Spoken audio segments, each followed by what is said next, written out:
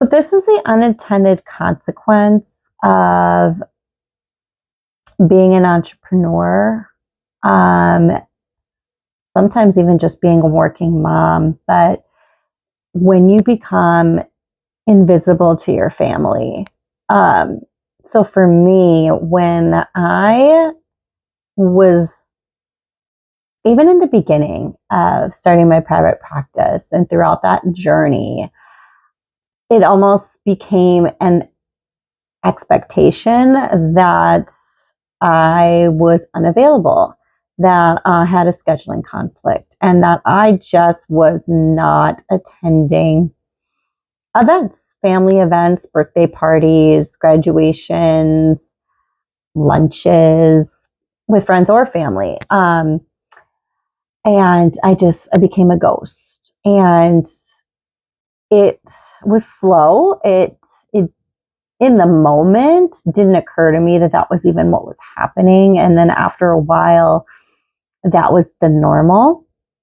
And of course, that wasn't my intention. I never intended to not be around for events for my kids. I was in this place in my head going around in circles of being like this tunnel vision of needing to get things done, needing to, I was just constantly moving the goalpost and just really just wanting to get to the end result well before I was there. And that required, in my mind, a lot of effort, a lot of time, a lot of blood, sweat, and tears.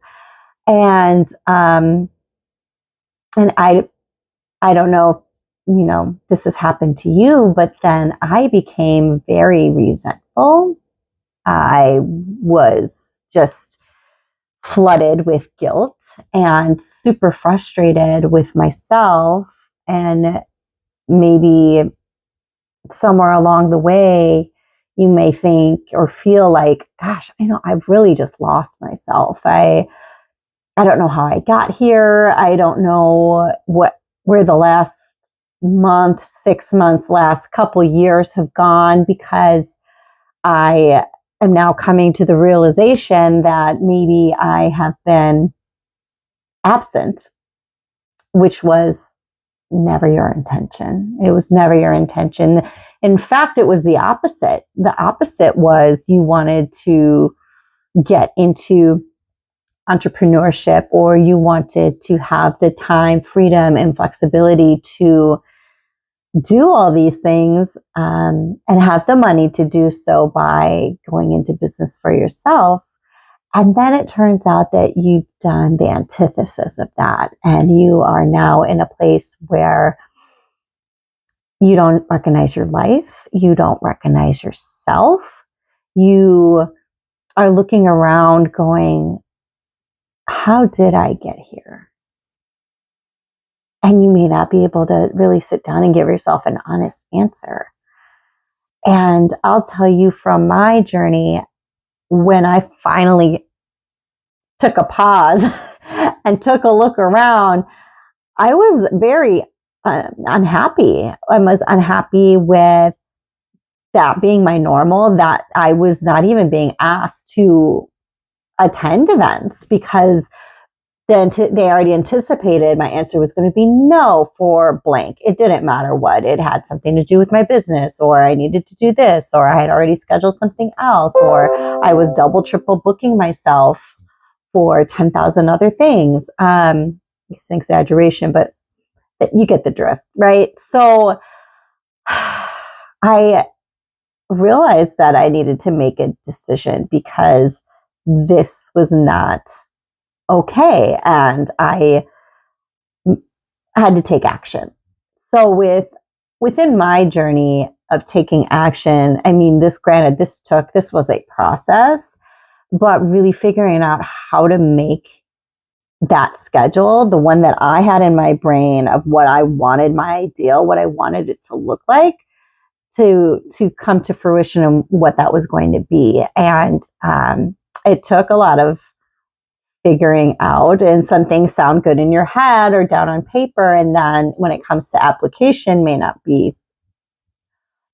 work as well as it did in your head. But through all of that, I was able to find strategies, techniques, and ultimately the ideal schedule and putting my priorities first, which, yes, my business was a part of that, but not the entire part of why I was doing what I was doing. And my priority was my family and is my family. So now I attend all my children's events. I attend play dates. I schedule them. I made the time to put those priorities in place. So it really came down to revamping not only my schedule, but creating what I wanted that to look like. And you can too. And you need to just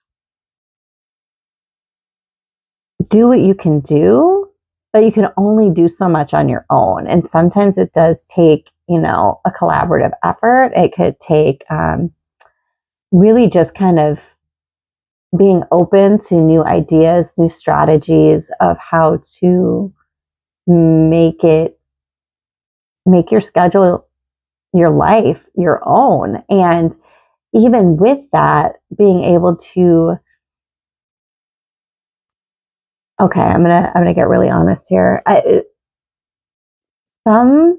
I know this was true for me, so I'll speak for myself, and I want you to, think about it for yourself.